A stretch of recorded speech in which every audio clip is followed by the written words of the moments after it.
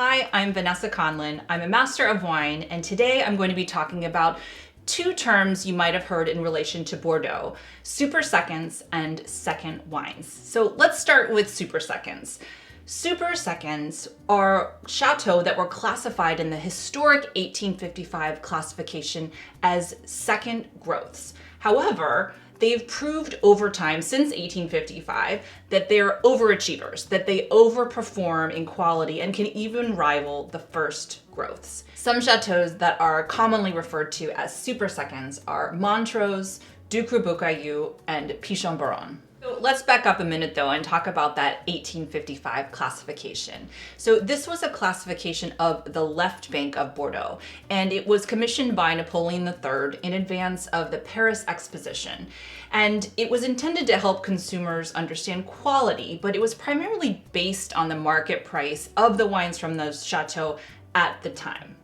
And it hasn't really changed since then. There have been a couple notable exceptions, in particular Chateau Mouton, which changed in 1973 from second growth to first growth, but it stayed pretty rigid. But the way it was classified is in 5 tiers that we call growth, and you could really use the term growth or tier interchangeably here, but from 5th growth to first growth, with first growth being the top of that quality pyramid.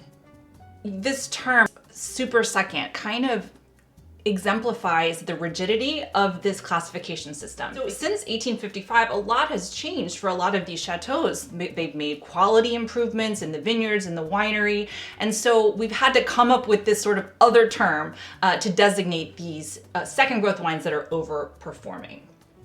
Now, this is different than a second wine. So a second wine is the secondary tier of a certain chateau, second in terms of the top wine, or the Grand Vin as they refer to it in Bordeaux. And to be fair, a second wine doesn't have to be from it can be from any growth.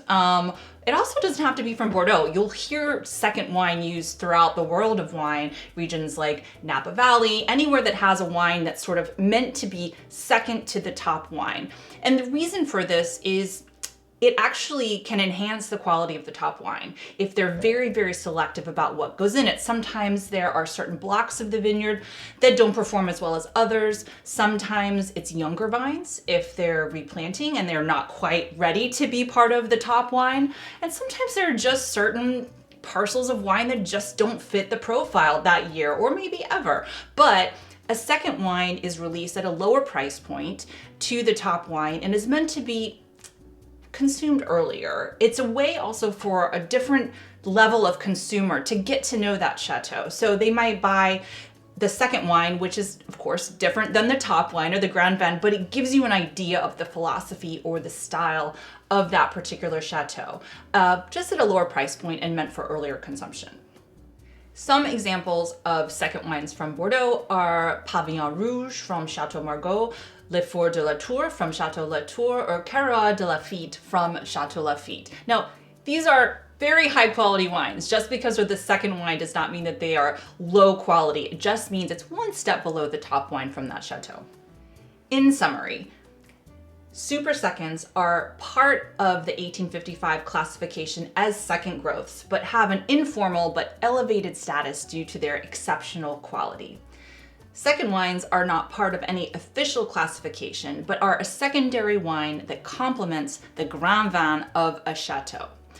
I hope this has been informative and thirst-provoking, and I'll see you back here soon.